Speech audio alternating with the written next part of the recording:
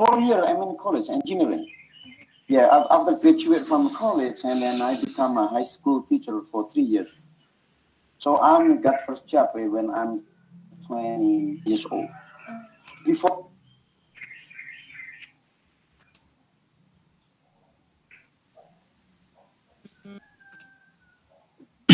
Okay, Assalamualaikum, everyone. Waalaikumsalam warahmatullahi wabarakatuh. What's up, everyone? Kaifa haluk? Is that right? Kaifa haluk, yeah? Alhamdulillah. Very good. Yeah. Oh, I start to speak Arabic now. No, I'm kidding. All right, so we're going to go on with our study.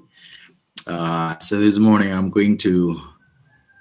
going to study about a little bit culture. So I initiated to give you the first part of the listening section a few days ago. So I don't know, 2 or 3 days ago. That was about the place where I used to live in Canada.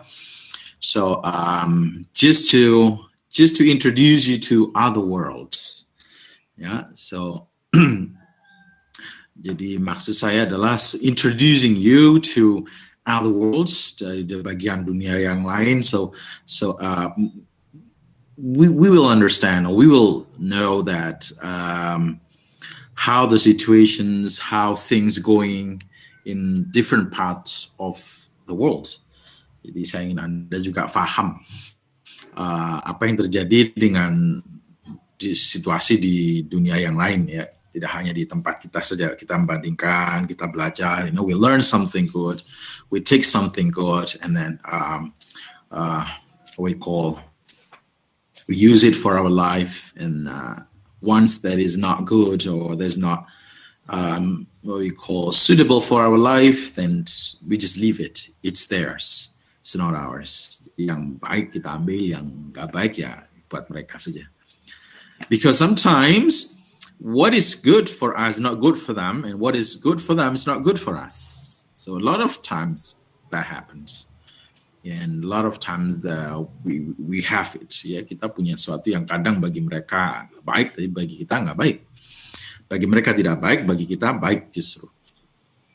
Alright, so that's thing, one of the funniest questions, salah satu pertanyaan sangat lucu, very very funny for me, ya, sangat lucu sekali adalah pada saat saya ditanya sama kawan saya, okay, so I'm going to tell you the truth of what happened in their life, saya tidak mau, I don't want to to make a shit, we call it, kalau bahasa kasarnya to make a shit, artinya bohong. Jadi apa yang terjadi ya akan saya ceritakan supaya paham juga gitu. This is what we call cross culture, yang kita sebut sebagai cross culture, right? Oh yeah, first you have to access the LMS. Sudah access LMS? Sudah absent? Have you? Okay, so I have to remind you all of this. Jadi just to make sure, untuk meyakinkan bahwa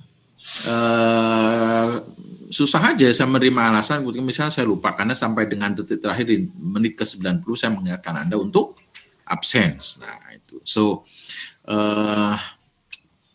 that is why I remind you all of this one. And also I don't like to get trouble with such things because I'm new to the systems. Saya tidak ingin dapat masalah hal yang sepele gitu ya. But that is why I always remind you to go to the LMS to take self-record yourself for the attendance list. Ya, untuk mengakses. Oke, saya lanjutkan. But okay, don't judge me wrong ya, jangan sampai menilai salah saya ya. But this is what happened. Ini yang terjadi. Of course, they are very much different. 180% berbeda nih, tapi bukan berarti ini. This is a good thing that we have to. All right. So, what we call, I live in an apartment. I lived in an apartment. Jadi saya tinggal di apartment. Jadi kayak semacam, sebenarnya bukan apartemen ya, rumah. Jadi lantai 2 gitu ya. Nah, right.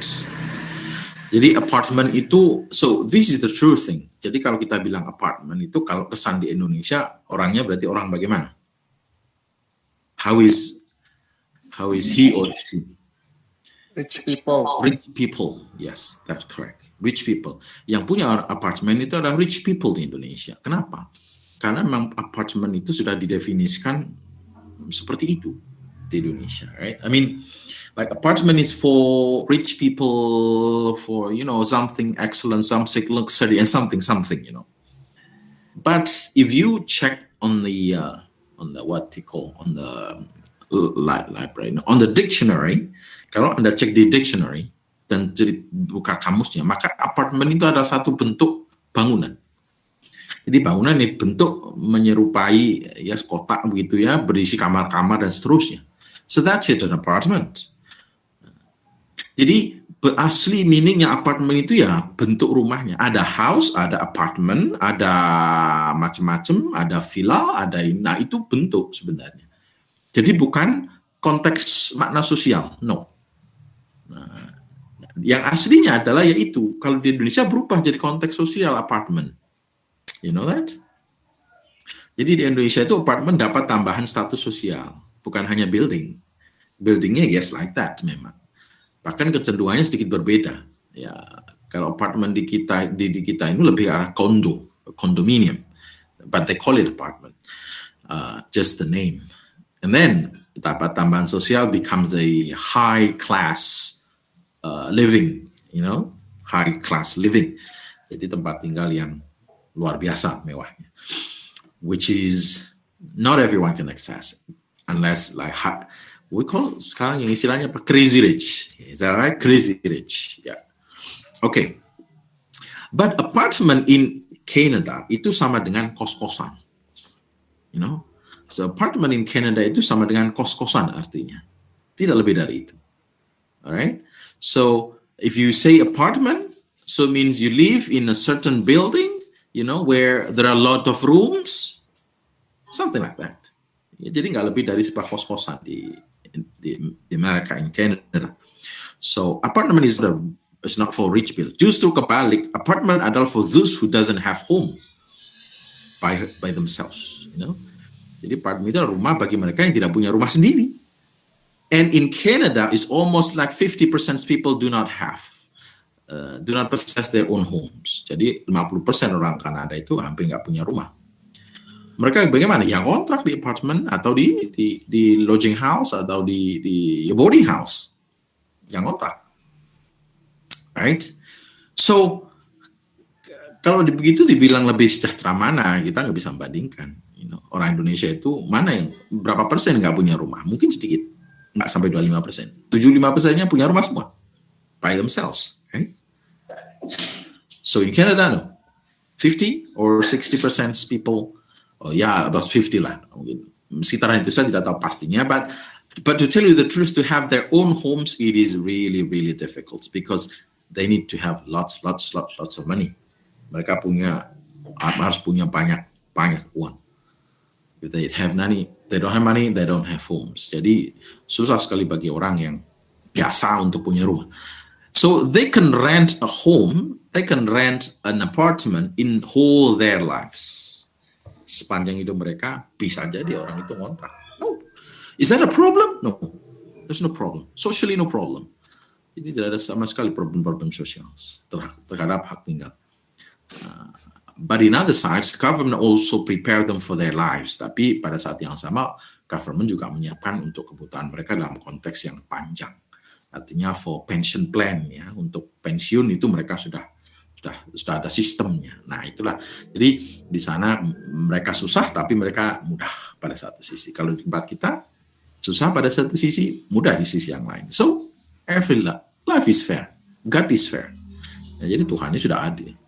Sudah sedemikian rupa buat sistem artinya. So okay, I go on. So because I live in a house, I rent a house.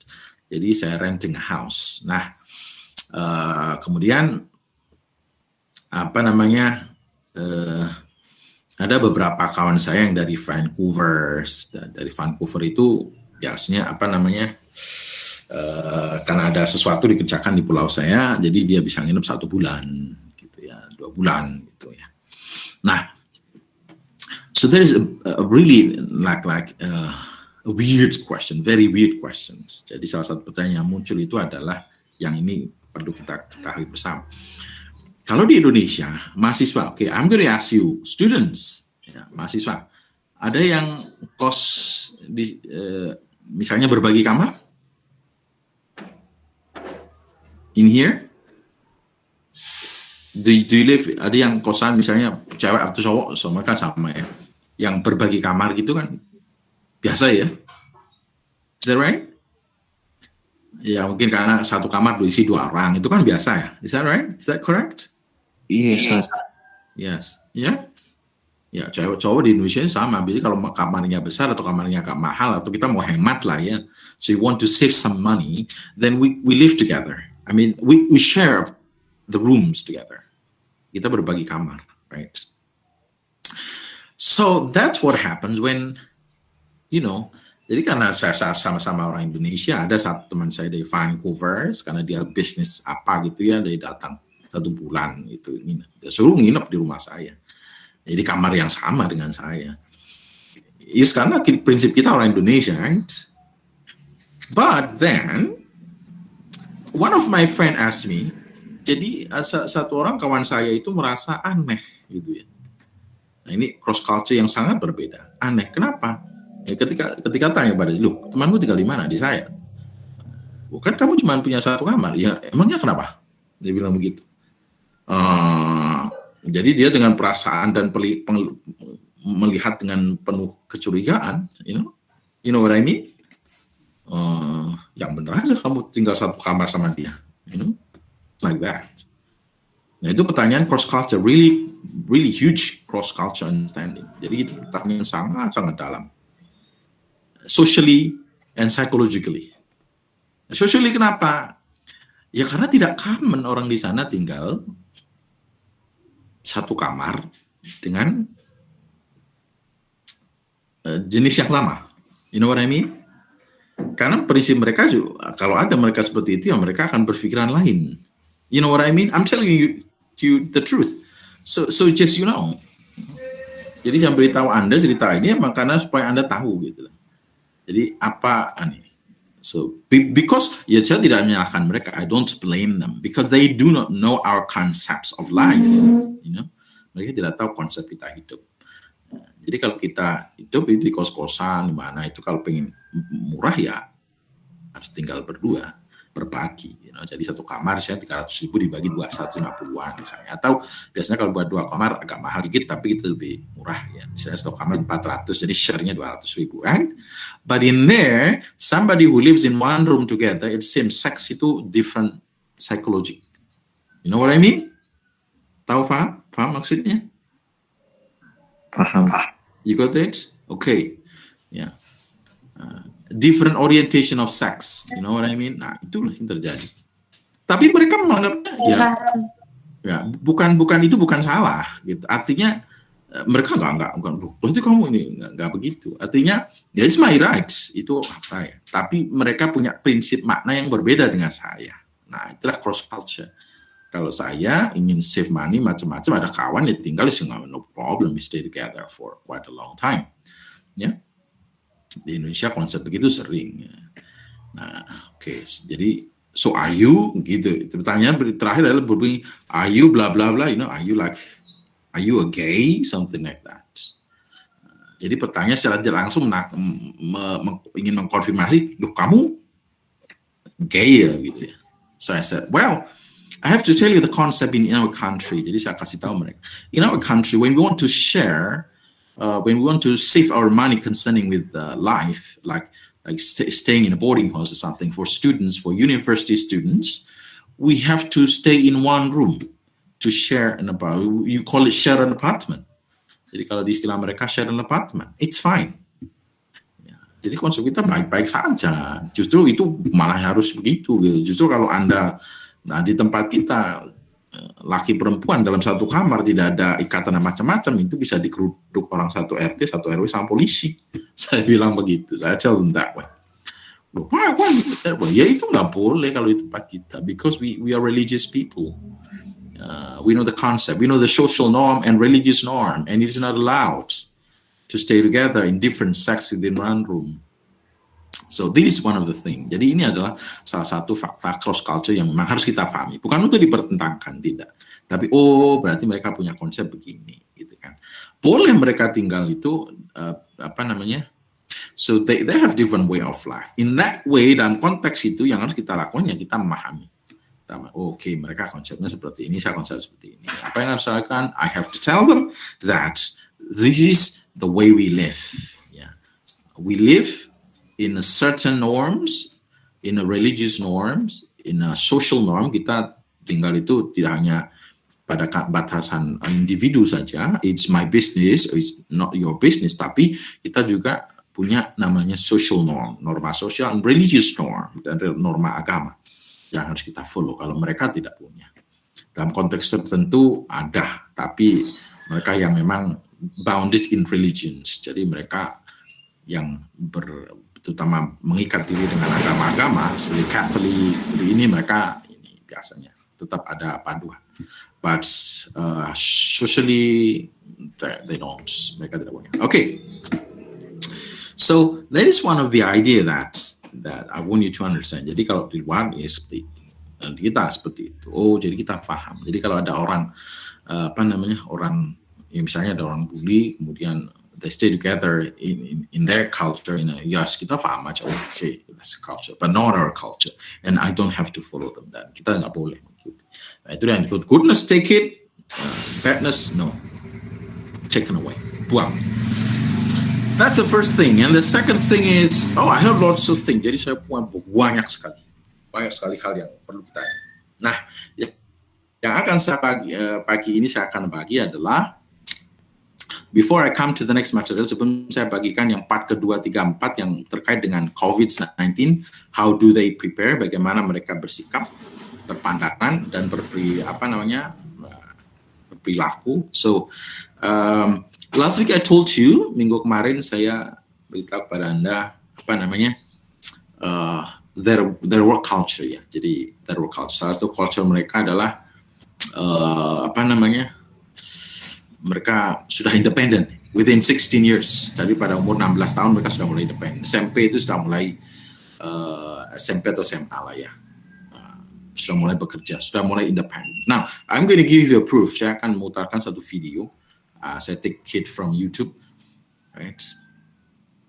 Dan but don't judge me wrong. Ini bahasanya sedikit agak kasar ya. Justru yang Indonesianya. Tapi memang style dia seperti ini. So I don't really care about that. Jadi kita nggak harus lihat modelnya ini kasarnya dia, tapi lihat kontennya. Konten bagaimana apa yang saya katakan itu adalah something that is true. Yeah. Okay. So I am going to share. Saya mau share this one. So 36 siswa dari 48. Yang 36. Please go ahead langsung ke LMS. Kalau sudah masuk langsung aja ke LMS. Record yourself for attendance list. Record aja. Biar tidak terlambat nanti lupa. Let me check.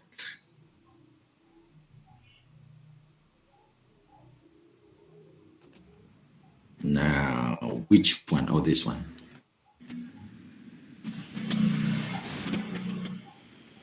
All right. So this is one of the salah seorang chef yang cukup lama di Amerika.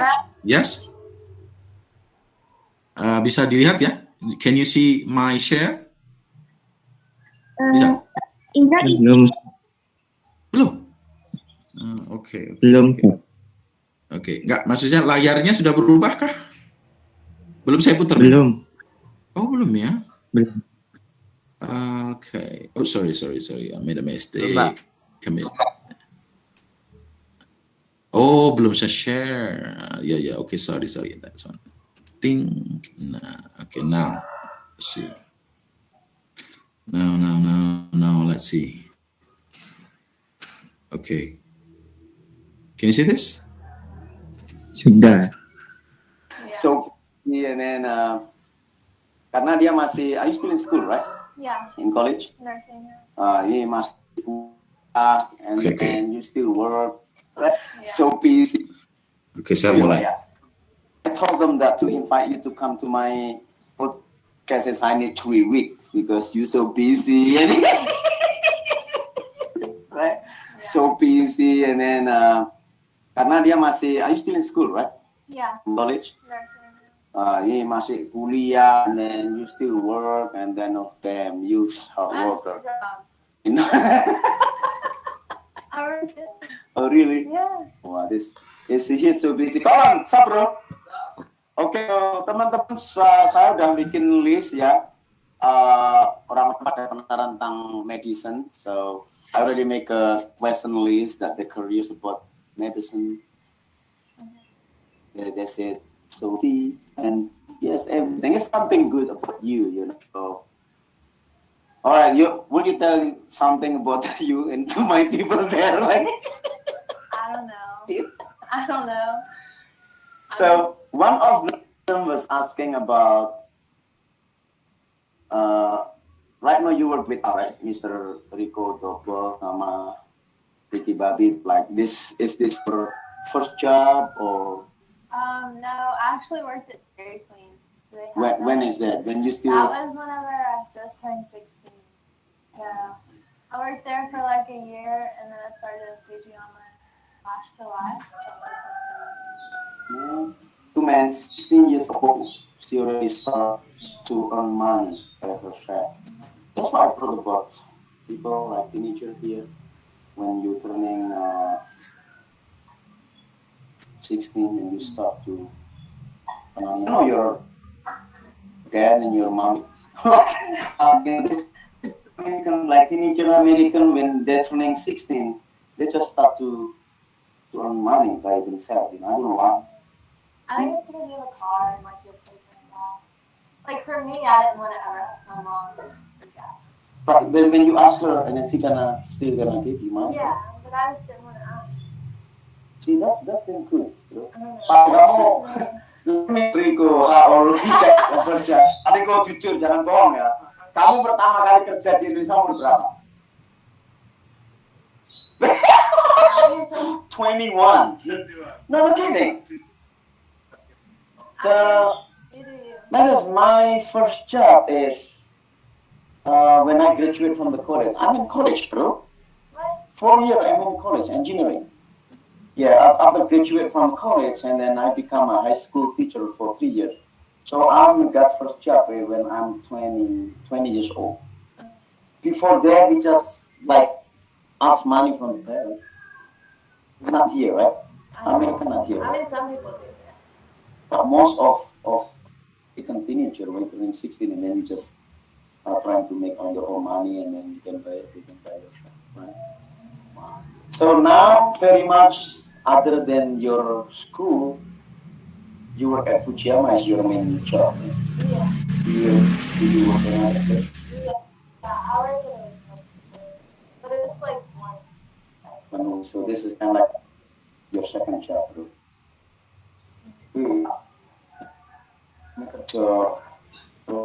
You could go. No kidding. I have to say, to be honest, like a lot of teenagers is hard worker like you, and I know a lot of people too. But I have to say something to you. Okay. Right, guys. So, good idea already, yeah? Okay, so I stop sharing now.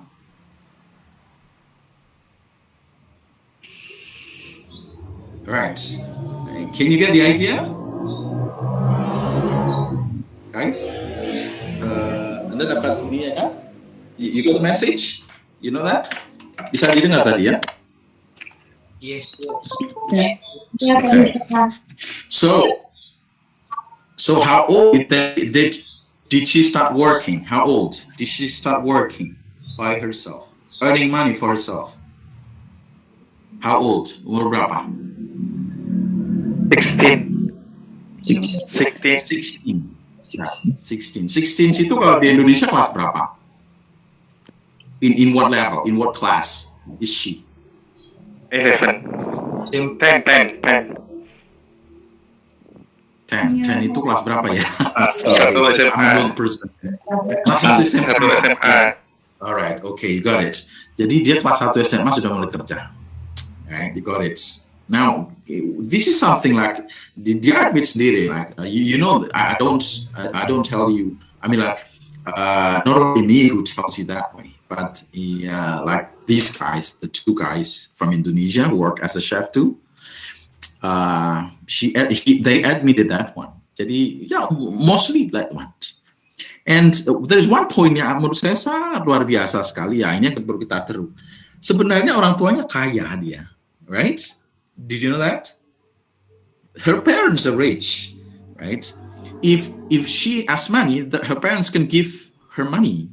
Tapi apa yang dia lakukan? She doesn't want to. Dia tidak mau minta.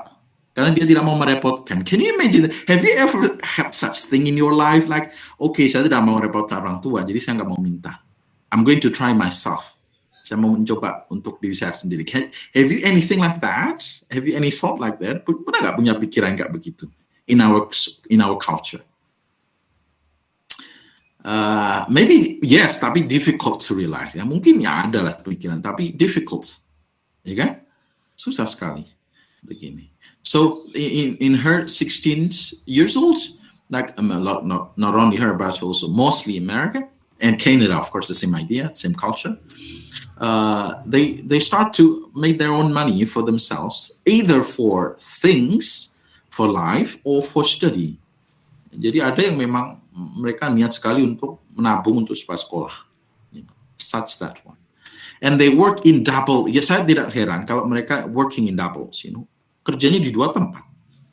During the week, she works in a restaurant, and the weekend, Jumat Sabtu atau Sabtu Minggu, she works in a retail store, in the mall. Ya, di mall itu memang kalau Sabtu Minggu, so this is the culture too. Jadi mereka biasanya belanja itu bukan tiap hari ya. Kalau kita ke pasar bisa tiap hari. They usually go to the market every weekend. Jadi mereka itu pergi ke market every weekend. Jadi setiap Jumat, Sabtu, Minggu. Jumat sore sampai Sabtu Minggu namanya superstores itu mall lah, kalau Roxy lah kira-kira begitu. So very pack, sangat pack. Kenapa ya? Karena mereka belanjanya tiap minggu. Jadi tiap minggu sudah di list, saya butuh 1 minggu makan apa. Jadi nggak tiap hari, because they have to work all the times and they work hard. Jadi mereka kerjanya lama, lebih lama dari kita. So karena itu semuanya ini dikerjakan di akhir minggu. Jadi akhir minggu itu time for shopping. Nah disitulah kemudian tenaga ekstra dibutuhkan. Jadi artinya tambah-tambahan pekerja itu ditambahkan. Jadi ya diambil dari siswa-siswa itu, SMA, mahasiswa kuliah, So they work every weekend. Jadi Sabtu Minggu mereka bekerja berapa jam gitu untuk pekerjaannya macam-macam, dari tukang sapu, bersihkan, bawa kardus, just like that. Semua yang kira-kira bisa menghasilkan dolar, so they just do it. They never have what we call prestige.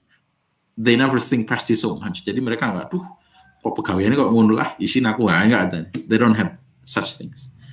As long as it is halal, versi kita itu halal, so they just do it. Mereka mengerjakan itu. So they don't do it. Yeah. So 16 double works and still study, dan masih. Can you imagine gimana mereka mengaturnya? So as I told you, jadi saya tahu betul mereka kalau kerja sangat profesional, kalaupun studi juga profesional, jadi nggak main-main. Jadi as I told you last week, jadi ada tiga pekerja saya itu waiters itu cewek ya, mereka kerja, mereka work and study, jadi bawa buku juga dan bukunya tebel-tebel, ya ada yang nursing juga, itu bidang, so crazy. Jadi kalau restoran tidak sibuk, mereka akan baca. Nah, cara baca itu bukan seperti kita dibaca semuanya. Kalau halamannya ada 1000 halaman, suruh bikin resume 1 minggu, ya muter kita baca 1 minggu. Ya, habis waktunya baca. Caranya ada loh.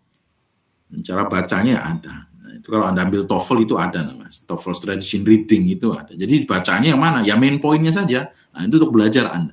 Kalau Anda baca ya scanning itu istilahnya ya. Apa kalau bahasa Indonesia ya?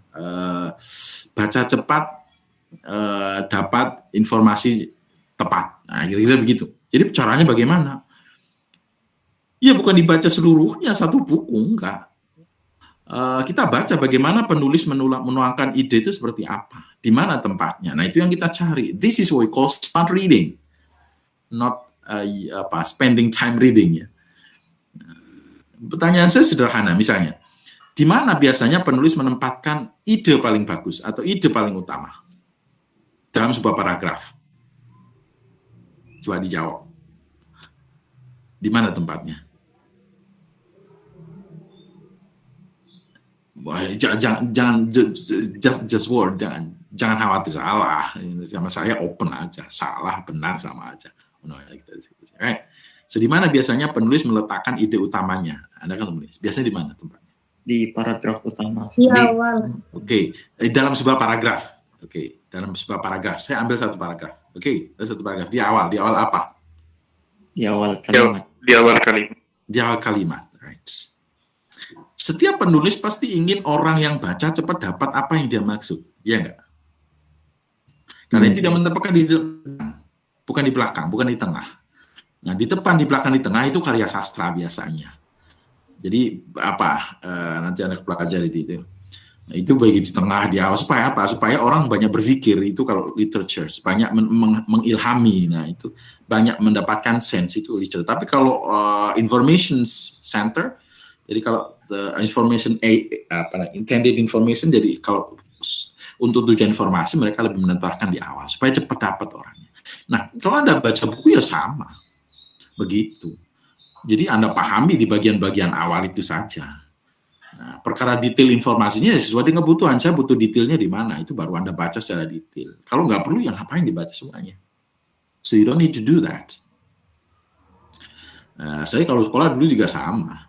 Kalau disuruh ngerangkum buku, ya, ngapain saya baca buku semuanya? Apalagi soft book, e-book.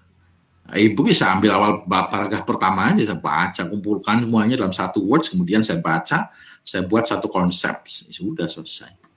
So you don't need to work very hard, you don't need to read all the words in the books. Jadi nggak harus semua buku Anda baca.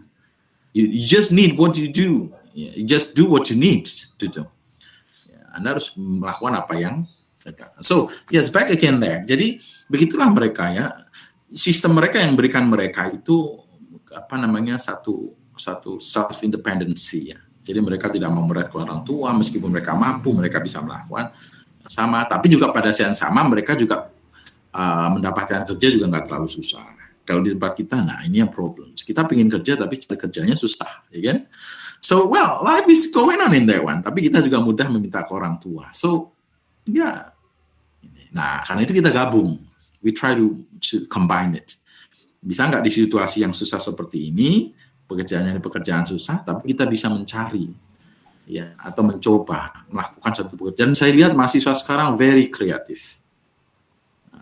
Saya sangat luar biasa. Ya, orang Indonesia sudah mulai keluar dari out of the box of asking money from parents all the times, you know. Jadi sudah mulai ada rasa sungkan minta ke orang tua, sudah mulai ada pikiran kreatif, ya. Mereka bilang ekonomi, kita bilang ekonomi kreatif, ya. Segala hal dijual, boleh aja nggak apa-apa. I'm very happy to know that. Ada yang jual jilbab, cewek itu saya lihat ponakan-ponakan saya sudah kuliah sudah jualan jilbab. Ada yang terima whatever dikerjakan. So it is good, ya. It is. I do very happy to see that. Jadi saya sangat merasa bangga sekali kalau ada mahasiswa-mahasiswa yang kreatif seperti itu ya. Not only studying, tidak hanya studi. Yes, of course studying is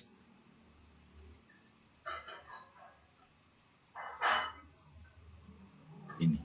So you can do that. Jadi itulah yang harus perlu Anda kira. Kalau mereka mudah dalam pekerjaan, kalau dunia sekarang digital ya lebih menuntut kreativitas untuk mendapatkan pekerjaan atau membuka lowongan kerja. So you can do that. Yeah, just do that. Jadi lakukan aja. Right, okay. Nah itu, jadi saya ingin support apa yang saya ceritakan kemarin dengan satu video tadi. Harapannya bahwa yes, that's what happens. Jadi learning English yes, but learning the norm, other cultures is also important. Ya, bukan hanya belajar tentang diri. Nanti kalau diri kita aja yang kita lihat saya merasa nanti kayak apa namanya kalau dalam pepatah itu kata dalam tempurung ya, betul ya? Sorry, I don't remember very well. Jadi kata dalam tempurung ya, kita hanya diri kita aja gitu. So I want you to know that, just to learn how people in other side of the world lives and behaves, berperilaku dan berbudaya. Okay, right. So let me go on. Nah, okay, sekarang topiknya udah saya ganti. I'm going to change that into the new one. So let us discuss. Kita diskusi masalah yang kemarin saya sempati. First, I have to appreciate. Saya mengucapkan terima kasih untuk satu video yang sudah saya kasih itu apa? Saya ambil dari YouTube itu ada 4 verses 4 ayat ya. Apa namanya kemarin itu saya lupa. Do you remember that? What is this? Why is it coming out like this? Saya lupa videonya. Right, ada 4. There are 4 things. Mungkin ada yang masih ingat. Number 1, this is about thankful, being thankful. Ya, gimana, Mbak? If you are grateful, I will give you more. Nah, okay. If you are grateful, I will give you more. Ada pengulangan vocab yang kita pelajari ya dari yang pertama kita belajar itu minggu kedua itu grateful ya, thankful. If you are grateful, apa grateful? Everyone masih ingat? Bersyukur. If you are grateful, I will give you more, kata Allah gitu kan. Nah, kemudian Anda jawab dengan berbagai versi ayat. Yang kemudian saya senang adalah tentu saya secara pribadi tidak terlalu paham dengan Al-Quran, artinya hafal mana. Nah, Anda berikan saya pengetahuan bahwa dalam Al-Quran itu bicara syukur itu nggak hanya satu ayat. Gitu. Ada frequent times, ada banyak sekali kesempatan Al-Quran mengatakan itu ya, poinnya apa? Thankful ya, bersyukur. And then I'll give you more. Ada berapa ayat yang saya terima tadi ya, right? Kemudian ayat kedua yang saya munculkan apa ya? I forget that. Remember me and I will remember you. Itu sebelumnya I will remember you. If you remember apa? Itu kan I will remember you bagian yang kedua. Jadi if you thankful, I'll give you more. Nah, I'll remember you itu kan yang kedua. Sebelumnya apa? Bunyinya apa? If you remember me, I will. If you remember me, and I'll remember you. Oh, and I will remember you. Yeah. Yes. Right. Okay. Nah, so that's the second one. If you remember me, I will remember you. And then you answer me with various verses, right? Which I think I'm very happy to know that. Jadi, jadi saya belajar banyak dari 4 ayat dan wow, you are doing very great thing. Jadi Anda hafal semuanya. Ya. Jadi Anda berdomaan hidup itu jauh lebih dalam dari saya. Artinya kalau Anda paham bahwa kewajiban bersyukur sedemikian banyak kali dikemukakan di Al-Quran, kalau saya hanya baru tahu ya itu. Ya, yang kemarin itu ya. Alright, and the third one, what is that? The third one? Yang ketiga? Ask me and I'll solve you. Okay, ask me and I shall give you. Okay, so mintalah kepada saya. Ask me, minta kepada saya, kemudian akan saya apa itu? Apa kira-kira bahasa Indonesia itu? Kan saya kabulkannya. Nah, asing ini dalam konteks ini berdoa ya berarti ya. Memintalah kepada saya, berdoalah kepada saya, and I will give you, I will solve you, ya, oke. Jadi saya akan kabulkan doanya. So, itu Anda juga memberikan banyak versi ya, berapa versi. And the last one, yang terakhir, what is that? Allah doesn't punish them while He forgives. Okay, well, Allah will not punish us ya. Allah tidak akan pernah menghukum kita selama kita masih berusaha ya. Ada niat untuk bertaubat ya. Kira-kira begitu ya, betul ya. Right. So, nah, you give me a lot of answers of different verses. Jadi, it comes up in my mind. Kemudian mudah-mudahan dalam pikiran saya bahwa verses ayat itu bervariasi yang demikian rupa, tetapi frekuensi itu menjadi poin bahwa semakin sering diucapkan maka sangat mungkin sekali semakin banyak dilupakan oleh orang. Itu pikiran saya. Tapi nanti ini pikiran saya. Karena biasanya kita sering mengingatkannya karena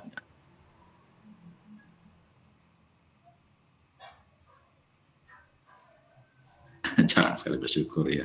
So that is why it comes up. Tapi mungkin bisa jadi itu hanya persepsi saya saja, interpretasi saya. But I do thank you very much. Terima kasih sudah diberikan ilmu ya from you who have lots of knowledge about Quran, and I'm very happy for that. Right now, ya itulah ingin saya belajar bahasa Inggris, tapi ada nilai yang kita pelajari juga. From doing such thing, jadi Anda lebih dapat lah ilmunya. Jadi hafalnya mungkin bahasa Inggrisnya dapatnya nggak banyak sih, tapi ada nilai gitu ya. Bukan hanya languages, tapi saya dapat berbagi ilmu, tapi pada sama saya juga bisa belajar, kira-kira begitu. Right? Very good. So that's saya akan sering begitu aja di luar. Cuma saya nanti akan integrasikan ke LMS kali ini di WA. Jadi kalau LMS kan lebih terrekognisi sebagai tugas tambahan gitu ya. But I haven't doing that yet. Saya belum masuk ke sana because I'm too busy. Saya agak sibuk. Alright. So the next thing is like the first part of the talk. The first part, bagian pertama dari bukan podcast. Sebenarnya saya minta itu memang ke kawan saya. Nah itu salah satu mahasiswa dulu yang masih mahasiswa. Dia belajar nursing juga, jadi kebetulan waiter saya juga. Right. Her name is Valerie. So jadi saya minta dia untuk Val, tell me with your voice note how pandemic is like in PI. Jadi saya tanya, tell me, kasih tahu saya, and my class, my students. Karena dia tahu saya ngajar di sini dan saya sering melakukan itu dengan dia.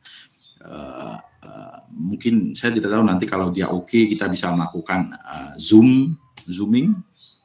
Kalau waktunya cocok ya, karena kita pagi di sana itu malam gitu kan gak enak juga. 10 malam saya suruh dia untuk zooming dengan kita, ya kasihan dia, gak enak.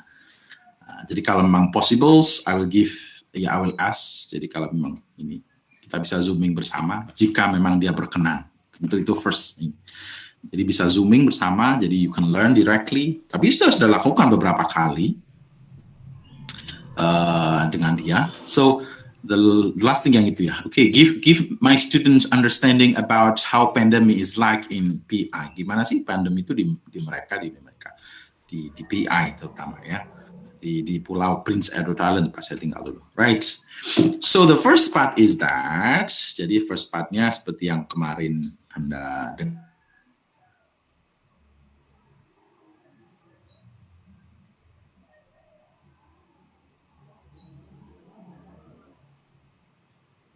So I will share this one. So number 1.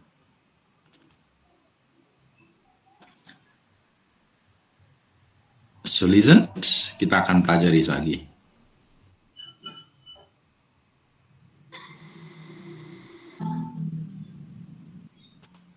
Hi, Ilsom. Hello, class. My name's Valerie, and I'm calling you from PEI, Prince Edward Island, Canada. We've been really lucky with the coronavirus, COVID-19 pandemic here. We have had, on our little island, we have about 150,000 people for our population. Okay, so we call it a little island, yeah. Karena memang pulau kita itu kecil ya, as I told you, nggak besar ya. Just like Banyuwangi, Jember and Lumajang maybe ya, or bigger than that a little bit ya. Mungkin lebih besar dikit lah dari itu. And how many people? How many populations do they have, everyone?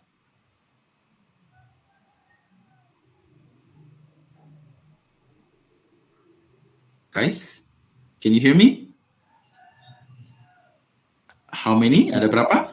150,000. Ya, 150,000. Sekitar 150,000 saja.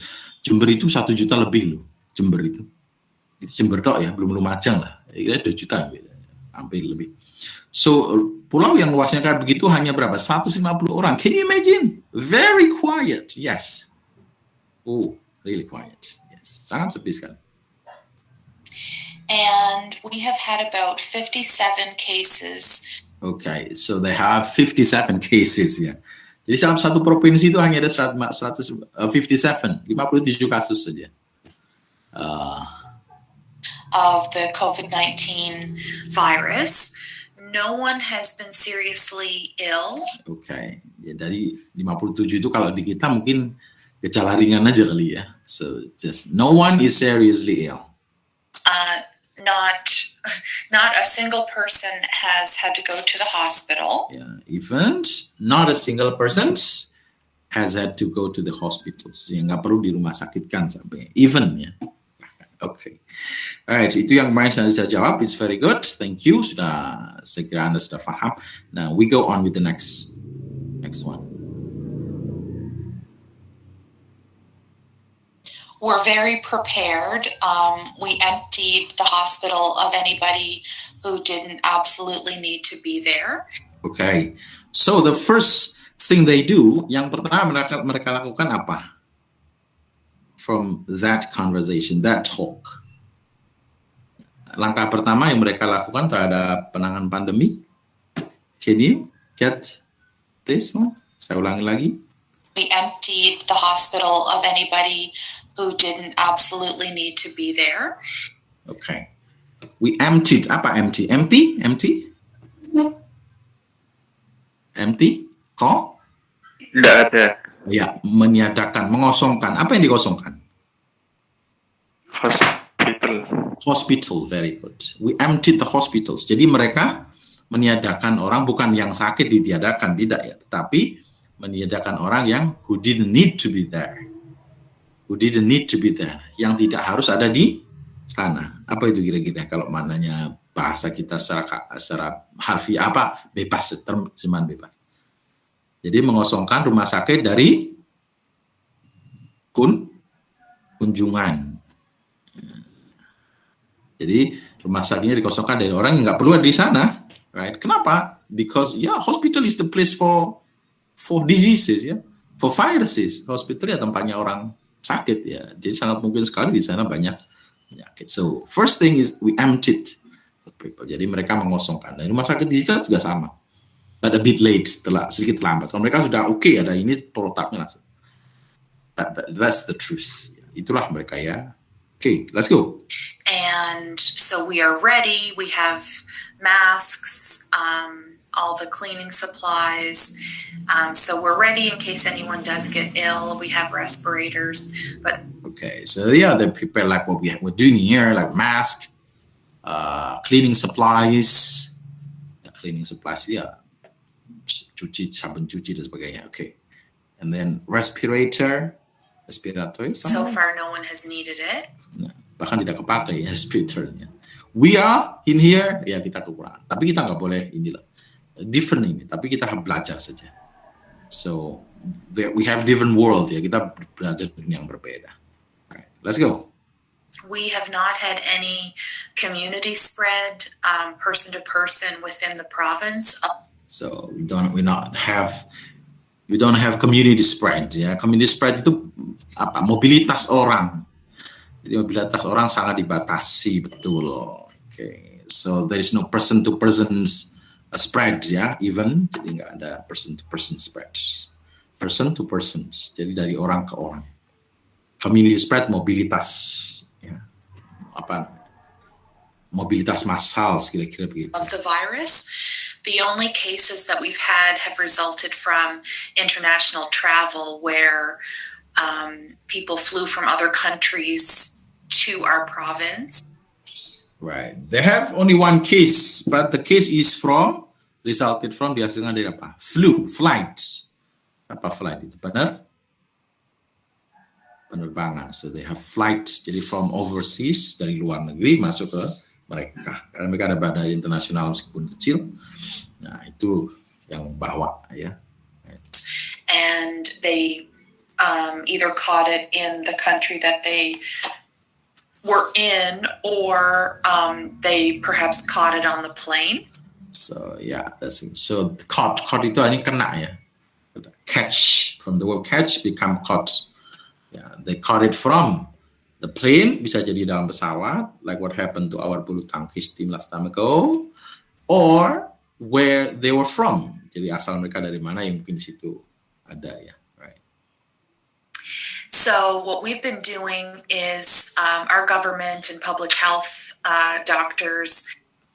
Okay, we go on. So At this is this point, we're only really allowed to travel to the 3 provinces that are closest to us. And okay. So this is the thing. Jadi karena Prince Edward Island itu pulau, jadi mereka bisa mengisolasi diri secara mudah. Dia kayak Bali gitu. Like in Bali, so stop everything. Stop pelabuhan, stop airport, stop like this and finish. Jadi hanya ada di dalam saja. So that's what they do. Kemudian mereka memperluas. Ada 3 provinsi yang dekat dengan mereka. Anda search namanya New Brunswick dengan Halifax. Jadi bolehlah berada di 3 provinsi itu, tapi provinsi itu sama. They don't have very much cases, nggak banyak kasus. And their COVID-19 numbers have been very low as well. Yeah, have been very low, sangat rendah sekali ya. Even casesnya itu 37 di perumahan saya hanya ada 500 orang yang kena hampir 40-an, berarti sama dengan 500 orang. Being an island, it's easier for us to close down our borders and control who comes and goes. Yeah, that's what I said just now. So being an jadi orang-orang dari tempat saya disebut islander ya, islander karena ya dan itu dianggap kuno. Jadi ada persepsi itu begini antara Amerika dengan Kanada itu secara politik orang Kanada itu dianggap agak deso ya, northern people. Di northern people itu karena Kanada di atasnya Amerika. Sedikit ke utara, jadi northern people itu dianggap agak deso. Itu sudah secara politis sudah lama. Right. Nah, kemudian di situ kemudian ada juga bagi-bagi misalnya modern city. Nah, tempat saya itu an islander itu orang berasal dari pulau tempat saya, and bisa dibilang paling belakang sendiri. So the most remote ya, yang paling terbelakang. Padahal in Canada, it's different. Sudah canggih itu, ya terbelakang. Alright, let's go. So that's really helped us to slow the spread of the virus. And so we're just very, very thankful for where we live. And some of the people have different ideas. Some people think that we should keep the borders closed entirely. Other people think that we should open it up more and we should be able to travel to the other 10 provinces in Canada. Okay, so I'm letting you it happens everywhere, different opinion ya. Jadi different opinion itu di mana-mana sama. Right. Not only in here, kalau di sini perdebatannya kan kuat sekali, jauh lebih kuat dari sana. Artinya, wah orang harus begini, orang harus begitu, banyak sekali dialektika in our country. But that also happens in them. Jadi mereka juga sama. Ada yang kepingin terbatas, ada yang kepingin begini, ada yang kepingin begitu, ada yang kepingin longgar, and so on and so on and so on. So, well, that happens because that's human. But the only different thing is that. Jadi yang berbeda di sana adalah they talk responsibly. Nah, itu dia sangat berbeda. They talk responsibly. Mereka berbicara dengan bertanggung jawab. Ada dasar. Saya aja kalau ngomong kadang juga nggak berdasar. Nggak berdasar nanti begini. Valerie says 150,000. Itu dia sudah paham fakta. Nah, itulah orang kita dengan mereka. Jadi dia mengatakan itu berdasarkan fakta yang diketahui, bukan berdasarkan opini. No, different. Jadi responsibly itu sangat luar biasa. Jadi kalau di kita itu ngomong, aduh luar biasa. Jadi luar biasa kasarnya, luar biasanya unethicalnya, luar biasa ini yang ngawurnya juga, but that happens. But sometimes I feel like, okay, well, this is our country. Ya, itulah keindahan Indonesia ya, dengan segala macam jenis orangnya. So, kalau di sana freedom of speech yes, tapi mereka batasan, wah luar biasa, jauh lebih. No, tidak semua orang bisa berbicara dengan ini, kecuali mereka punya fakta. That's what we call responsibly. Jadi nggak asal main opinion kalau nggak punya dasar. No, Anda bisa dipenjara. Dan that happens. Itu benar terjadi. Kalau Anda tidak bisa membuktikan di pengadilan Anda punya fakta, that you can never do that. Jadi they always talk responsibly. Jadi mereka akan bicara, ketika sebelum mereka bicara, they have to think, I have a facts or not. Jadi saya punya fakta atau tidak untuk mendukung opini saya. Kalau tidak, ya you go to jail. So that's what happened. Jadi, yes, they have different opinion about that one, but they have also support for that one. Jadi mereka juga punya argumen, tapi mereka juga punya dasar untuk argumen tersebut. Jadi ada untung, ada lebihnya. So right, let's go ahead. So if anybody comes here and they've been outside of the country, they have to go to one of the hotels and stay there for 2 weeks. Okay, the different concept is that one. Baru belakangan akhir ini Indonesia menggunakan konsep hotel ini. Tapi kalau di sana sudah dari awal. Jadi rumah sakit for rumah sakit and hotel for quarantine. Right. And someone delivers their groceries to them, and our government calls and checks in on them to make sure that they're staying home. So they're not allowed to go outside or go to the grocery store or see any people or anything like that. Okay, so this is basically quarantine that we have, yeah? They're not allowed to go anywhere to see other people, but they are provided with groceries, mereka sudah disiapkan makanan seterusnya. Nah, konsep itu sudah kita terapkan juga. A bit late, hanya sedikit terlambat saja. Jadi yang bagus dari mereka sebenarnya mitigations. Mitigasi itu perencanaan awal terhadap bencana, ya, terhadap disaster. Tapi mereka sangat bagus. Saya tahu betul itu.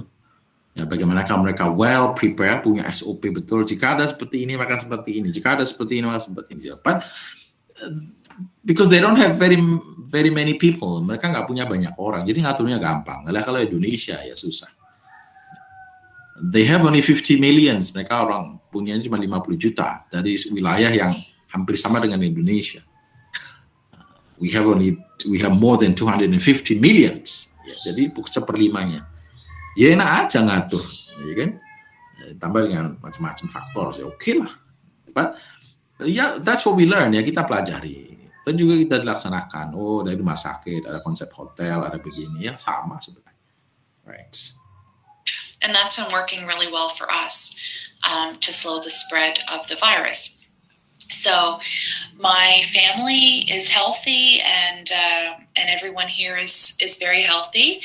And I wish the same for all of you. And I hope that Indonesia is doing well with the virus. I don't know what your numbers are like, but I hope that everyone's healthy.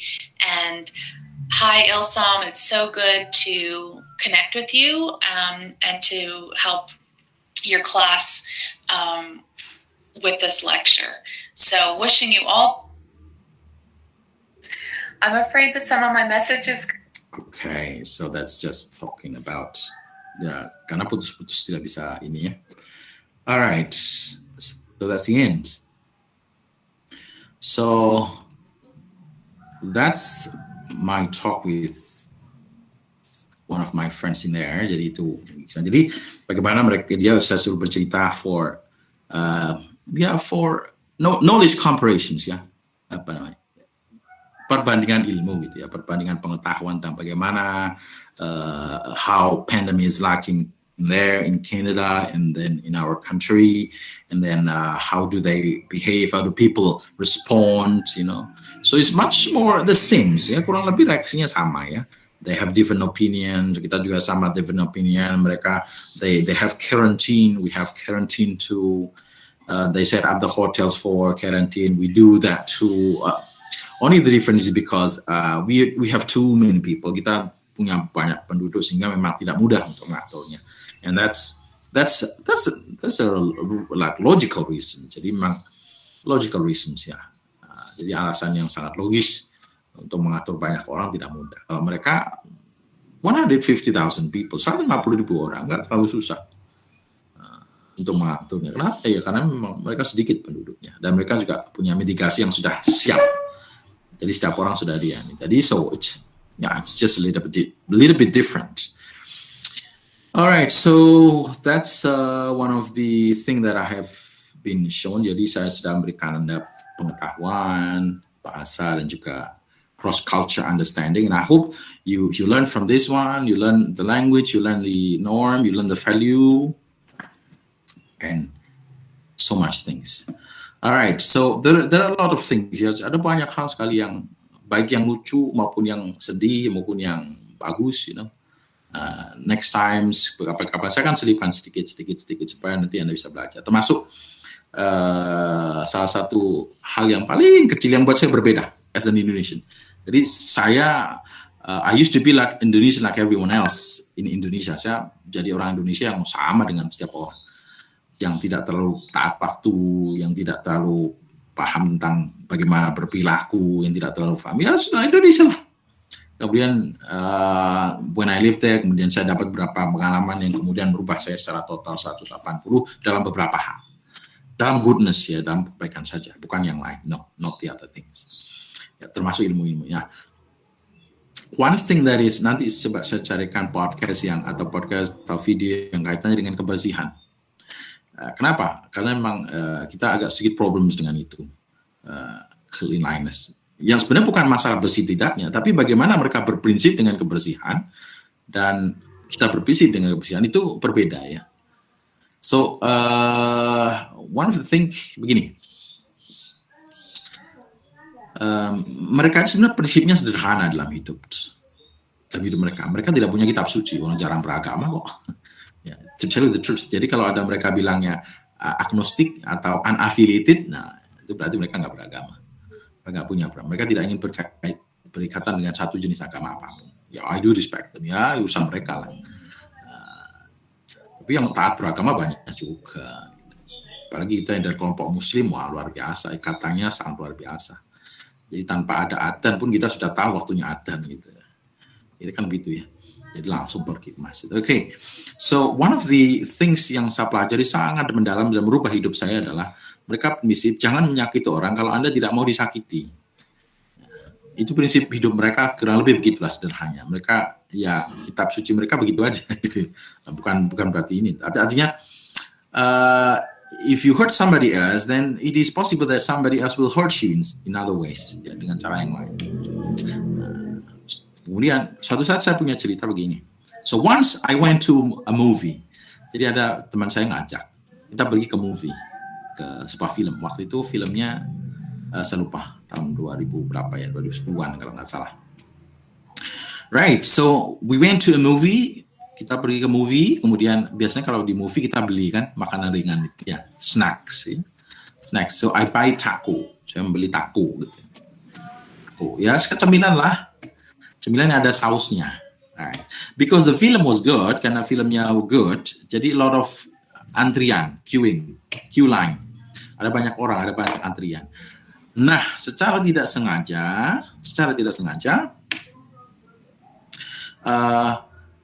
saus taco saya, apa kalau saus di sini itu kayak cocolannya itu, you know that, sambalnya. Nah, itu sambalnya itu kesenggol sama orang, and then fell down, terjatuh. Kemudian mengotori lantai. Enggak banyak sih, gimana gitu lantai. Ya. Nah, and then after that, saya melihat kurang lebih 3 meter di depan saya itu ada petugas pembersih apa cleaning office ya, cleaning office. Apa office boy. Ya, okay. Oh no office boy, cleaning service. Yes, cleaning service. Jadi tahu betul saya di depan itu ada cleaning service. Yang saya tahu dia yakin tahu apa yang terjadi dengan saya, dengan saus saya, dengan dressing sambal saya yang jatuh, right? Nah maka pikiran saya sederhana, karena sudah ada office cleaning or service, dan dia tahu apa yang terjadi dengan saya, dengan ini sambal cocol saya, maka pikiran saya dia pasti akan bersihkan, karena tugas dia ini, right? Dia akan bersihkan. Nah, sudah saya berdiri aja tinggal di situ, saya berdiri ikuti line. Nah, secara tidak sengaja, behind me, di belakang saya, itu ada orang perempuan cukup lah, bayar lah, 50-an lah, 45 sampai 50-an. Dia dari belakang, kemudian minta izin kepada saya. Dia minta izin apa, coba bayangkan. Excuse me, dia nggak marah sama saya, enggak. Excuse me, bayangkan, minta maaf pada saya. Permisi, atau excuse me, saya boleh membersihkan tumpahanmu enggak? Bayangkan, dia minta izin ke saya untuk membersihkan tumpahan saya. Minta izin loh, bukan marah. Kalau kita kan marah ya, itu minta izin ke saya. Excuse me, can I do this?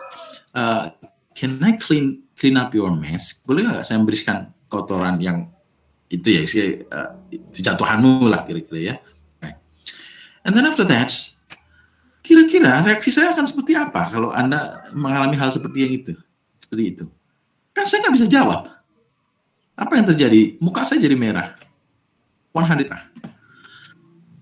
Permisi, yang bikin saya malah tambah nggak bisa apa-apa dan kemudian mematikan rasa Indonesia saya dalam konteks yang buruk ini, yang buruk ya, adalah ketika dia sampaikan alasannya, I'm afraid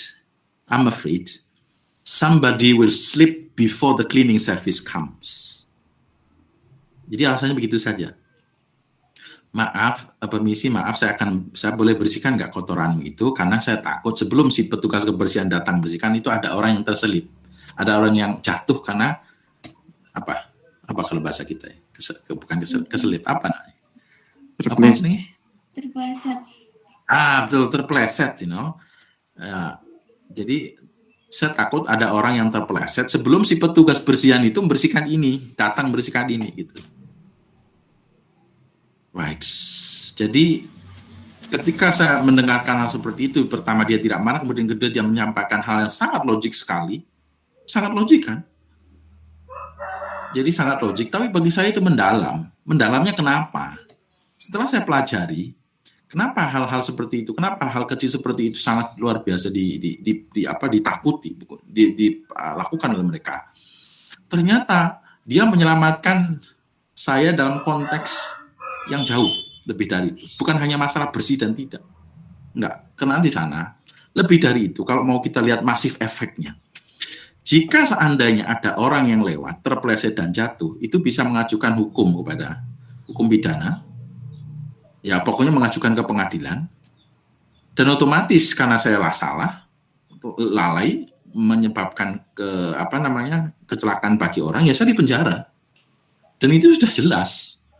Nggak perlu pakai apapun, pasti akan saya dihukum. Nah, tapi di luar konteks hukum tadi yang saya lihat ini, saya pelajari gimana tanggung jawab sosial mereka, perasaan mereka terhadap diri dan tanggung jawab mereka secara pribadi dan orang lain. So, ada petugas kebersihan, there is a cleaning officers yang bertanggung jawab untuk bersihkan, tapi pada yang sama si orang itu mengajari kepada saya bagaimana berperilaku yang baik terhadap tanggung jawab, hak dan tanggung.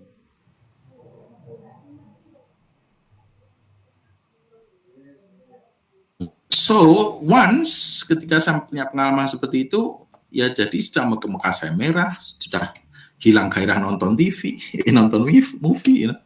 Ya bukan karena apa, karena saya langsung disentuh dengan satu hal yang luar biasa gitu ya. Bukan mereka menganggap, waduh, padahal orang seperti saya itu di Indonesia berapa jumlahnya gitu. Jadi one stage, jadi setelah saat itu ya sudah saya berubah total. Berubah total artinya saya paham apa yang saya lakukan karena memang hak saya dibatasi oleh hak orang lain. Gitu ya. Jadi kalau saya menyebabkan sesuatu yang menyebabkan orang lain berbahaya, ya suatu saat mungkin akan hal yang sama terjadi. Bukan karena karmanya, tidak, tapi ya begitulah harusnya. Dan itu our concepts itu kan kalau dalam Islam apa namanya kayak gitu. Dan saya yakin mesti ada, dan our religion rules out everything, dan agama kita itu kan sudah mengatur sedemikian rupa, pasti akan ada. Ya, hormatilah hak orang lain dan sebagainya. So this is what things. Jadi sejak saat itu saya tidak pernah lagi. I really have to think about whether apakah perbuatan saya akan menyebabkan orang lain terganggu atau orang lain membahayakan orang lain, so on. So I really have to think about that.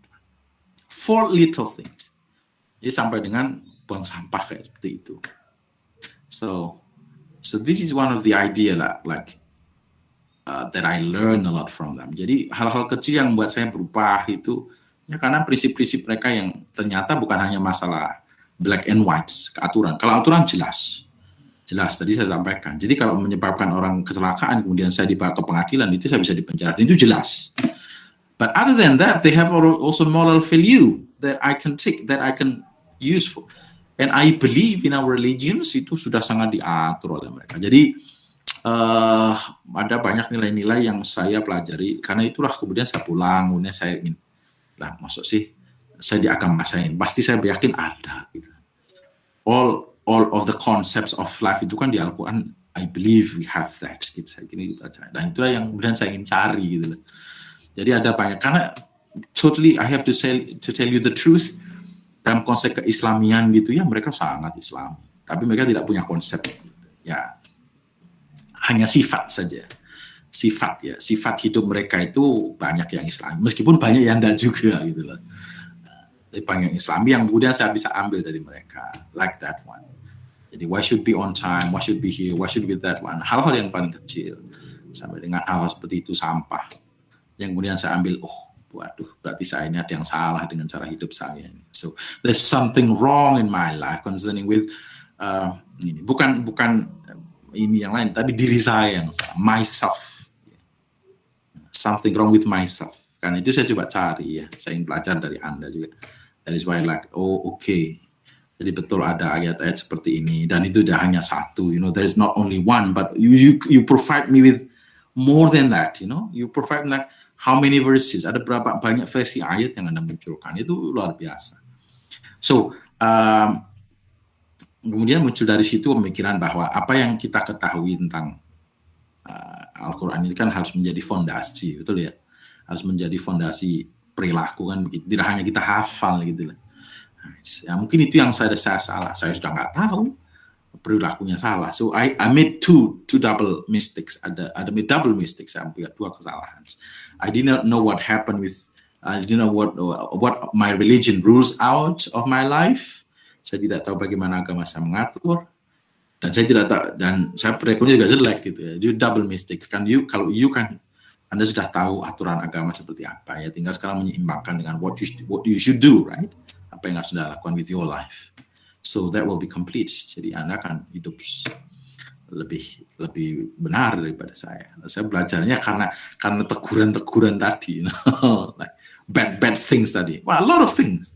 Saya banyak melakukan kesalahan dan saya belajar dari itu. Waduh, ternyata saya salah ini.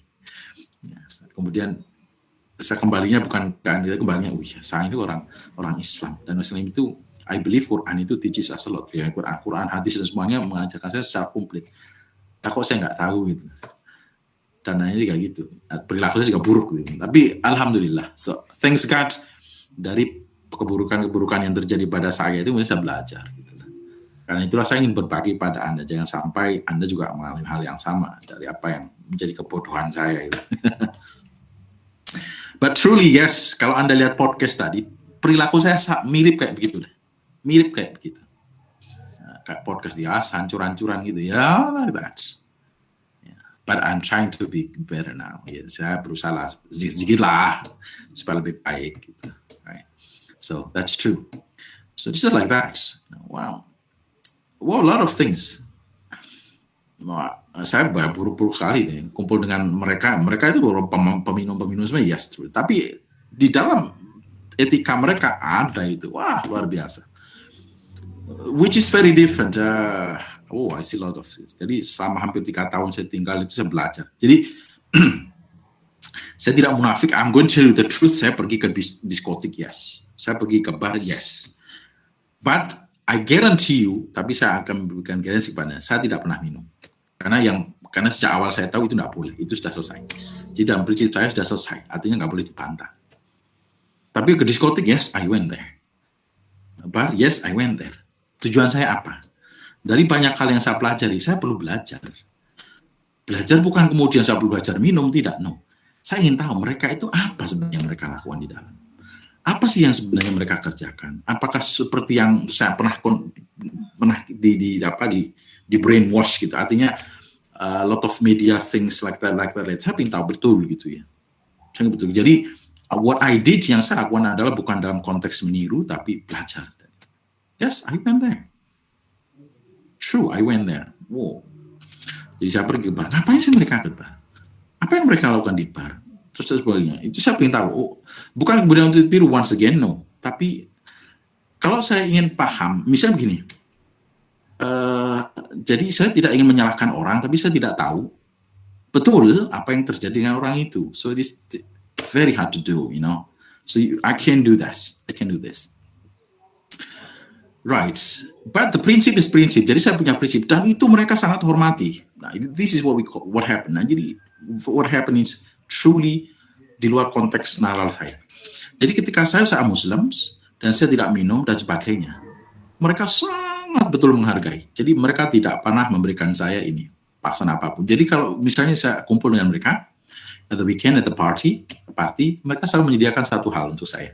Ilzam, yours in the fridge. Minumanmu ada di fridge. Minuman saya apa? Juice.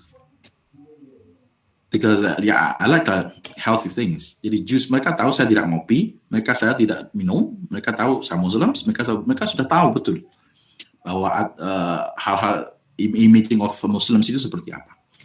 And they do respect that one. Mereka sangat respect sekali. Jadi ketika saya kumpul, what they do is offering me, Zam, yours is in the fridge. Sudah paham mereka. Minumanmu, makananmu ada di fridge. Jadi makanan saya kacang, minuman saya juice, something healthy, sesuatu yang sangat sehat. So that's fine. Even they don't offer me coffee. Kenapa? Karena saya tahu saya sensitif terhadap kopi, sehingga mereka tidak berani menawarkan kopi. Dan kalau mereka merokok di depan saya, mereka tidak berani langsung pakai bas-bus begitu. Ilsam, do you mind if I smoke outside? If I smoke outside? Atau excuse me, I'm going to go out for smokes outside. Jadi kalau dia merokok pun itu lo minta izin sama saya, karena mereka tahu saya tidak merokok. So they know very well, right ya, itu yang saya paham. Mereka sangat paham sekali hak dan kewajiban kita, orang lain dan saya, misalnya diri dan orang lain. So it really happens, and they know me very well. So mereka itu kadang ya di luar konteks, kemudian memanfaatkan saya sedemikian rupa. Jadi dalam aturan mereka, this is the true thing. Apakah Anda kira karena mereka itu diperbolehkan minum, kemudian mereka boleh minum sembarangan? No, saya jawab, no, that's not. Dan itu lebih barbar di tempat kita. That's what happened. Kalau di tempat kita orang minum itu sangat barbar, luar biasa. Orang sangat takut dengan orang minum. Kenapa? Karena karena anarkis. Ya, kita tuh orang minum luar biasa, dilakukan macam-macam. But in there, apakah Anda melihat mereka bebas minum seperti itu? No, saya bilang tidak. Saya baca sendiri aturannya. Aturan yang pertama, Anda harus 19 tahun ke atas. Jika di bawah 19 tahun ketemu atau ya otomatis namanya hukum nggak ketemu ya nggak tahu kan, ketemu maka Anda akan dipenjara. Itu jelas. Dan itu terjadi sama kawan saya, ya Valerie ini pada hari Senin pagi dia minta uang sama saya, Ilzam pinjam uang saya $150. Buat apa? Kok banyak sekali? Karena ya mereka, saya bosnya. Buat apa? Banyak sekali. Saya kemarin malam mabuk ketangkep polisi katanya. Mabuk ketangkep polisi di penjara 1 malam. Kalau nggak mau di penjaranya diperlama 1 minggu, maka ya dia harus bayar denda berapa? $150. Mau pinjam uang sama. Dan itu the truth. Jadi nggak sembarangan, no. Ya ada aja yang muncul-munculan ini ada, tapi aturannya jelas. So they have very strict rule, nggak seperti yang dibayangkan. No, lot more stricter. Jadi jauh lebih strict daripada yang kita tahu. So that's really true. Right. Kemudian, apakah Anda sembarangan bisa beli? No, tidak bisa. Even rokok tidak bisa dibeli sembarangan. Like in here, no. Nah di sini anehnya anak kecil disuruh bapaknya beli rokok, itu saya bilang, oh that's crazy. Itu pemikiran saya paling. Mungkin Anda sebagian pernah disuruh bapak Anda rokok, so I don't blame it. Tapi ya oke lah, ya this is our culture, ya, budaya kita. Tapi bagi saya, no, itu nggak bisa. Kenapa? Ya, you teaching, Anda mengajari mereka secara jelas langsung. In America, apakah Anda mudah dapat rokok? No, saya bilang no. Kenapa? Jika seorang penjual rokok atau counter rokok menjual rokok kepada anak underage, bawah umur, underage we call it, right? Di bawah 17 tahun atau 19, saya lupa. Kemudian mereka ketangkap polisi, maka dia kata, kamu beli di mana? Dua-duanya kena di penjara. Jadi anaknya lewat orang tuanya kena, yang jual juga kena, dan itu terjadi. Nggak bisa main-main. So, suatu saat saya pernah tadi itu kemana? Ke bar, ke diskotek itu. Karena fisik saya tidak terlalu besar, 170 Pak Zal waktu itu. Mereka menganggap saya SMA. SMA itu 170 sudah biasa. Bahkan lebih tinggi dari itu. Apa yang dia lakukan? Card, SIM, atau KTP harus ditunjukkan. Nah, suatu saat ada beberapa kelompok cewek-cewek kecil gitu ya. Mereka itu sebenarnya mau ulang tahun gitu loh. Mau ulang tahun pada jam 12 malam, mereka itu sudah legal untuk masuk diskotik. Nah, again, diskotik apa boleh anak-anak di bawah umur masuk? No, nggak boleh. Polisinya sangat strict. Jadi umurnya kalau nggak salah 18 sampai 19 ya, rata-rata 19 tahun dari kalau nggak salah 19 ya. Jadi di bawah 19 tahun atau 18 tahun saya lupa. Itu baru boleh 18 tahun kalinya, baru boleh masuk diskotik. Jadi ada anak cewek-cewek itu malam itu mereka mau ulang tahun, masuk ke 18, salah satunya. Nah, mereka masuk jam 11. Apa yang dilakukan polisi pada waktu itu? Saya tahu betul itu karena saya antri. Polisinya tidak mengizinkan mereka. Tidak mengizinkan mereka. Jadi mereka begging macam-macam. Saya tahu betul itu. Mereka begging ingin masuk. Tapi kata polisi, no, you're underage. Anda masih di bawah umur. Apa yang mereka lakukan? Mereka menunggu sampai jam 12 malam. Ketika Ted umurnya itu sudah 18 ke atas, mereka baru izinkan. Polisi baru izinkan masuk. Kenapa? Bertanya. Very simple. Ada celah 1 jam. Ketika mereka masuk, misalnya polisi mengizinkan, oh nggak apa-apa lah, kurang 1 jam.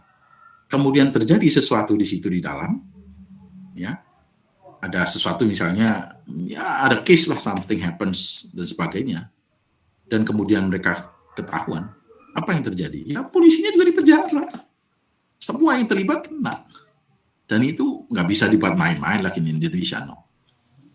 So they are very well managed, right? They are very well managed. Jadi kalau Anda berilok harus pakai KTP, kecuali orang tahu betul kalau Anda sudah di atas 18 tahun. So it's not easy. It's not easy.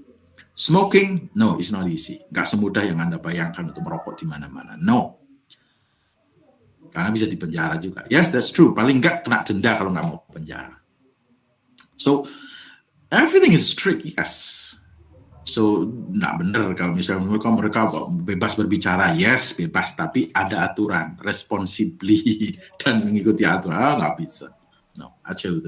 So, I learned from that one, jadi saya, kok bisa begini ya? Kok mestinya kita yang ini ya? Hasilnya, ya aturan itu mestinya kita yang punya. Orang Islam lah kita yang punya. Karena Islam itu sudah mengatur semuanya, right? We are, karena itulah, ya dari itu, saya ingin berbagi pada Anda, ya janganlah sampai bodoh seperti saya gitu ya. Yang saya sebelumnya nggak tahu, pokoknya barbar banget lah. I'm very barbar, to tell you the truth. Yeah, I'm very barbar. But of course, like I learned from life, I learned from that one. Okay, oh I learned this one. Okay, harusnya begini. Okay, then no, I started. Yeah, that's why I'm very happy. Terus terang aja ya, minta memang pada Pak kalau ada kelas Pak. Ya, saya alhamdulillah diberikan Al-Quran dan tafsir. Wah. This is something that I really want to learn. All right, so that is my ngedobos, you know. But really, I don't want you just to learn the language. Saya tidak ingin Anda hanya belajar bahasa saja, tapi belajarlah sesuatu di luar bahasa sehingga to make your life better. Especially because you know the pedoman of our life. Anda yang paham sekali Al-Quran ini sudah harus sempurna, gitu ya. All right, so that's the lecture of today about the cross-culture understanding. Nanti akan berikan banyak hal, learning something in the WA groups, and then also in LMS. So, pelajarannya di luar aja lah. Anda bisa belajar sendiri kalau Anda mau. Jadi, prinsip saya begitu. Di kelas bolehlah sedikit-sedikit aja. Because kita nggak bisa ketemu, saya nggak bisa mengajarkan value dari WA, jadi saya harus mengajarkannya lewat meeting. Tapi kalau belajar bahasa Inggris, Anda bisa lakukan kapanpun, dimanapun. Itu kalau sudah niat, 1 month sudah selesai. Seperti kata Mas, siapa ya? Saya lupa. Salah satu dari Anda atau kelas satunya. Jadi kalau belajar bahasa Inggris 1 tahun sudah mahir di podium. Betul, betul. Tapi kalau belajar Al-Quran, belajar bahasa Arab, itu butuh waktu yang sangat lama. Ya, butuh bertahun-tahun. Kenapa? Karena memang itu hidup. Gitu. Kalau bahasa Inggris, bahasa biasa. Tapi kalau Al-Quran, ya itu hidup. So you need to learn in all your life, lifelong learning. Yes, that's true. Jadi kalau Anda sudah melakukan hal yang itu dulu, maka ya mestinya Anda belajar bahasa Inggris itu, aduh, gampang. Bismillah, sholat tahajud, nah insyaAllah. Alright, guys, before I stop the lesson, saya mengingatkan lagi yang belum absen, please, ada 39 ini yang hadir ya. Okay, 39 students. Have you already signed the attendance list? Sudah? Sudah semuanya attendance list? Yes. Sudah, Pak. Alright, good. So I don't get any complaint ya. Semoga saya tidak ada komplain lagi, Pak. Saya lupa. Aduh. Come on. Your responsibility is to take attendance list. Cuma ngeklik aja gitu. Data ingatkan dari sampai akhir. Right. Guys, any questions? You've got questions? Ada pertanyaan nggak? Yang mungkin apa aja lah. Saya nggak batas nih. Do you have any questions? I see like happy faces today. I'm very happy to see happy faces. Saya senang melihat orang yang senang. Mbak Nanda, bagus sekali namanya Mbak Nanda. Hai Mbak Nanda. Ananda, Olivia, Hazna, Azhar. Wow. I love your names very much. Like bagus sekali, you know. So, how are you, Mbak Nanda?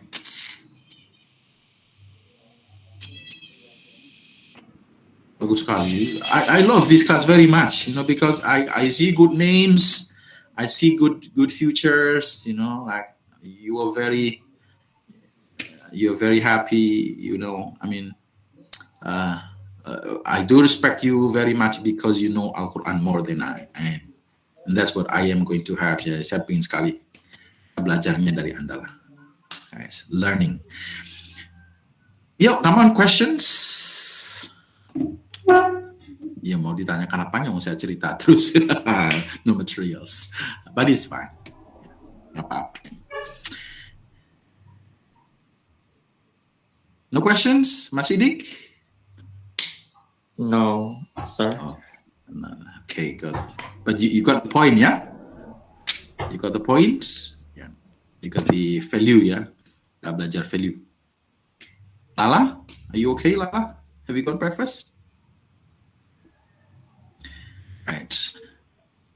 Ini saya mana Sisil atau siapa yang biasa record ya? Saya belajar banyak itu. I love your recording YouTube. Saya belajar itu. So I learned that. Mas Munir, how are you? Agak delay ya. Mas Munir ngantuk. Halo. Hadir, Pak. Oh, okay. Hadir ya. So where are you from, Mas Munir? Yeah, where are you from, Mas Munir?